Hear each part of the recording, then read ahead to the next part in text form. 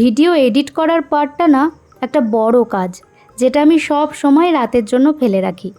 প্রত্যেক দিনের আমার শেষ কাজ হচ্ছে ঘুমোতে যাওয়ার আগে এডিট করা।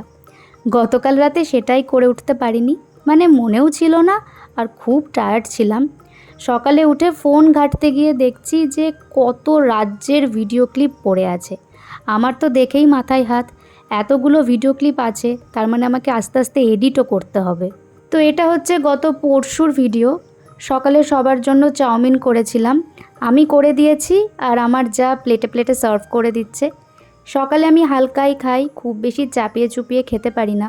ও অনেকটা করে দিচ্ছিল, তো আমি বললাম আমারটা অর্ধেক তোলো। শসা, পেঁয়াজ, সস সব ওপর থেকে দিয়ে দিলাম। পাপা বাদে সবাই খেয়েছে। পাপা ব্যাংকে যাওয়ার আগে এসব কিছুই খাবে না, ভাত খেয়ে নিয়েছে আর টিফিনের রুটি নিয়ে যাবে। তো আমরা গরম গরম খেয়ে নিলাম। আর সকালে মাম্মি মাছ কিনেছিল, সিলভার কার্প মাছ। তো জলখাবার খেয়ে আমি মাছটা করতে গেলাম। স্নান তো একেবারে সকালে করেই নিয়েছি, কিন্তু এখন যা গরম তাতে একবার স্নান করে কিছুই হবে না, 2-3 বার করে তো গায়ে জল ঢালছি।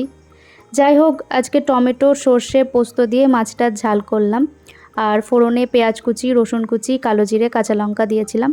সিলভার কার্প মাছ আমি এভাবেই রান্না করি।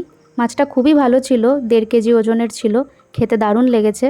এদিকে সকালে সীমা রান্না করেছে উচ্ছে ভাজা, শাক করেছিল আর মুসুর ডাল করেছে, আর তার সাথে পাপার জন্য একটু আলু সেদ্ধ আর ঢ্যাঁড়স সেদ্ধও দিয়েছিল। বর সবার জন্য আইসক্রিম নিয়ে আসলো। আইসক্রিমটা এখন রোজই খাওয়া হয়ে যাচ্ছে প্রায়, গরমে কিছু করারও নেই, খেতে ভালোও লাগছে। এদিকে ভাতটাও হয়ে গেছে। এ বাড়িতে ভাত 2বার চাপে, একদম সকালে একবার হয়, পাপা খেয়ে যায়, আর পরে আবার সবারই জন্য বসানো হয়। এদিকে আদিবাবু বিশাল কাজে লেগে পড়েছেন, ওর বড় পাপাকে আজকে ও স্নান করাবে। এই যে একজন ঠান্ডা ঠান্ডা কল থেকে জল তুলছে, আর একজন ঢেলেই যাচ্ছে। ওর বড় বাবা বলছে ঢাল ঢাল, আরও ঢাল, খুব আরাম হচ্ছে। কলের ঠান্ডা ঠান্ডা জল, এদিকে ট্যাঙ্কির জল তো গরম, কতবারই বা মেশিন চলবে। তো কল টিপে জল তুলে তারপর বড় পাপাকে স্নান করানো হলো। আমরা ওদের কাণ্ডকীর্তি দেখছি আর হেসে মরে যাচ্ছি। তো যাই হোক, তারপরে দুপুরে খেতে বসলাম। আদিবাবু আমার পাশেই বসেছে। ও বাঁ হাতে খায়, আসলে ও লেফটি। ছোটো থেকে ও বাঁ হাতে খায়, বাঁ হাতে লেখে, সব কিছুই বাঁ হাতে করে। খাওয়া দাওয়া শেষ করে তারপর ঠান্ডা ঠান্ডা দই খাচ্ছি। ওর মা এখনও খাচ্ছে, খাওয়া শেষ হয়নি। সবাইকে দিয়ে টিয়ে তারপর বসে, তো স্বাভাবিকভাবেই খেতে একটু দেরি হয়। চলো, এই ভিডিওটা এখানেই শেষ করছি।